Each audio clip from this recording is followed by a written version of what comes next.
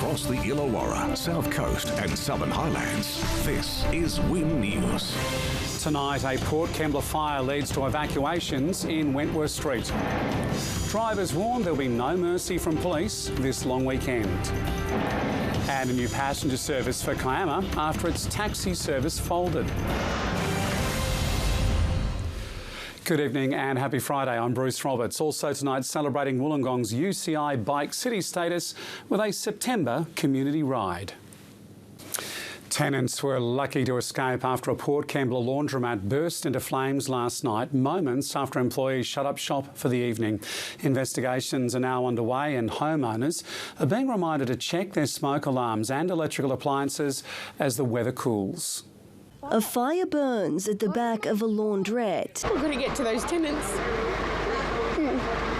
Don't really care about the building, it's more about the tenants. 5 trucks and 40 fireys extinguishing the blaze in less than 10 minutes. A smoke-logged shop front with baskets of clothing aired out with ventilation fans. Black, smoky, disgusting, hard to breathe. It was really smelly and there was heaps of smoke coming even through my shop. All my shop was starting to fill up with smoke. Employees locking up for the day but returning moments later. Absolute shock.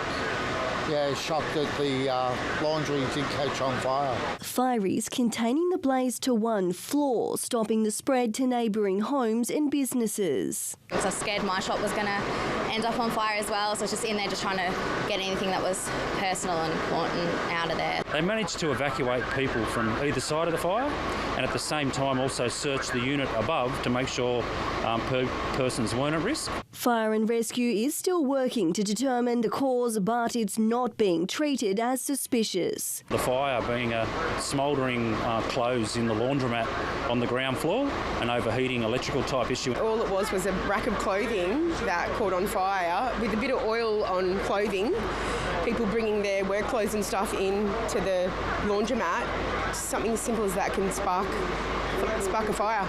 Olivia Blunden, Win News. Double demerits are now enforced for the King's birthday long weekend. As we take a break or go visit loved ones, we're being reminded to follow the rules and think of others. If travelling to see loved ones this long weekend wasn't expensive enough, the cost if you do the wrong thing on the roads could be deadly. We know that 40% of our fatal crashes on our network are because of people driving too fast. So we want you to slow down.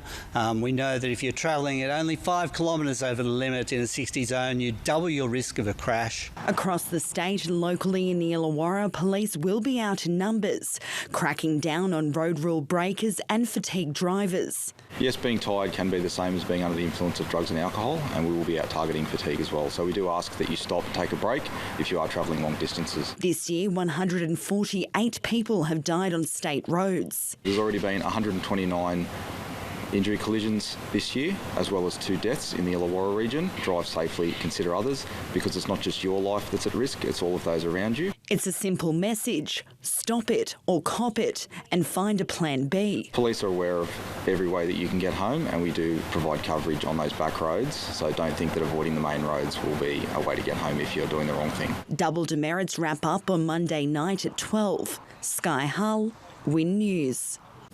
Fire crews are raising the alarm about a dire lack of resources after a rescue truck broke down at Bateman's Bay earlier this week. An 11-year-old rescue truck's front brakes failed on Monday, leaving the town without rescue equipment for 11 hours before a replacement vehicle arrived. The Fire Brigade's Employees Union says the replacement vehicle sent to Bateman's Bay, though, for help is 24 years old, 4 years over its service life. Union members say they're running an industrial campaign to bring awareness to the age and disrepair of the emergency services fleet and are calling on the state government to do more to help. Kiama was left without immediate and reliable public transport when the only taxi operator was driven out of town. Destination Kiama is concerned accessibility is taking a hit, along with the tourist dollars, but a new passenger service is now just a phone call away. Written on a lunch bag that's taped to the side of a shelter, the message is clear. 2 weeks ago, Kiama cab services ceased, leaving taxi stands empty. Well, it's a great shame that after 30 years, our local taxi operator has pulled up shop and have moved on. So that leaves a big hole for transportation in the Kiama area. Over 1 million tourists pass through the busy town every year, like Tasmanian Gordon Brown. Definitely something if you want to get old farts like myself coming through, if we can grab a cab, we can get an Uber. Like, we'll do all the walking we can. I've got 2 artificial knees. I'll do as much as I possibly can, but every now and then you've got to say, let's get a cab. A train arrives and departs Kiama's station once every hour, and as passengers disembark looking to get to their next destination, they're met with a taxi rank, but those taxis never arrive. Get off a train, you get a taxi, no taxi here, see? Not a place to go, all the taxi next to the station. Wherever you can have a reliable public transport system, you will have tourism. That tourism could take a hit, according to Destination Kiama's chair. We have a lot of people who like to catch the train down to Kiama, and then they'd like to use a local service like a taxi service to take them to some of the iconic places. Not everyone is very mobile, and Kiama is very hilly, so these taxis do provide a wonderful service to our visitors. But the Illawarra taxi networks come to the rescue. The point-to-point service once again just a phone call away. They can either contact the base by calling 4254 2111, or they can use the Illawarra Taxi Network app or go onto the website. There are a number of ways that people can book the taxi, but also we are looking forward to having a number of vehicles operating within the Kiama town on an ongoing basis. Olivia Blunden, Win News. The Minns government is rolling out nearly 30 domestic violence refuges across regional New South Wales. The initiative hopes to break down barriers preventing women and children breaking free from violence.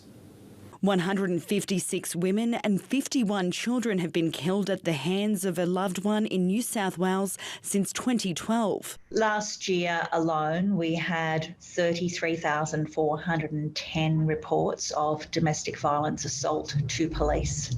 That's just in 12 months. To help combat the vicious cycle of domestic violence, the state government is building 27 shelters across regional New South Wales to house around 3,000 survivors. What they do is they provide independent living for women and children, so they've got their own little home.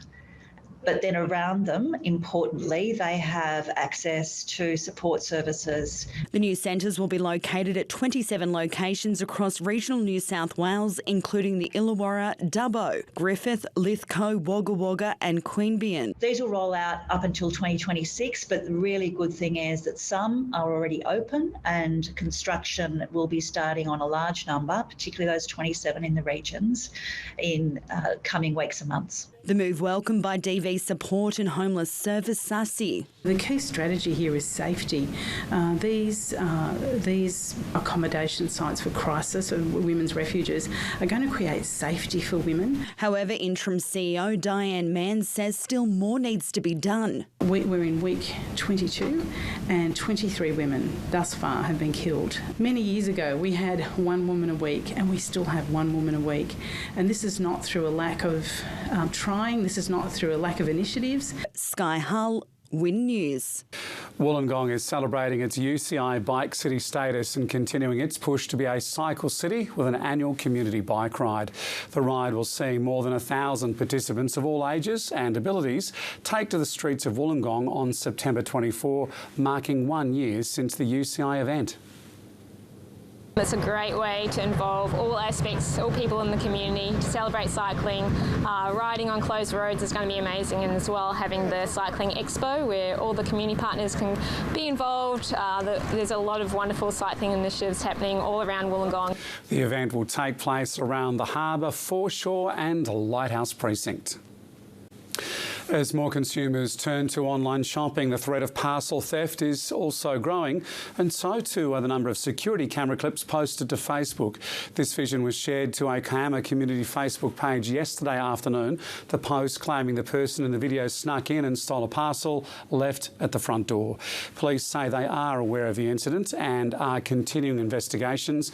The post has since been taken down, but residents are being warned to stay aware of parcel thieves. Share houses are on the rise, according to a website linking people with available rooms to others in need.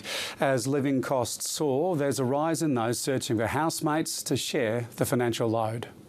Imogen is just one of many Australians sharing a home with others. I think I would prefer to live on my own or with at least like one other person. I do like living here, but at the moment I could not afford to do that.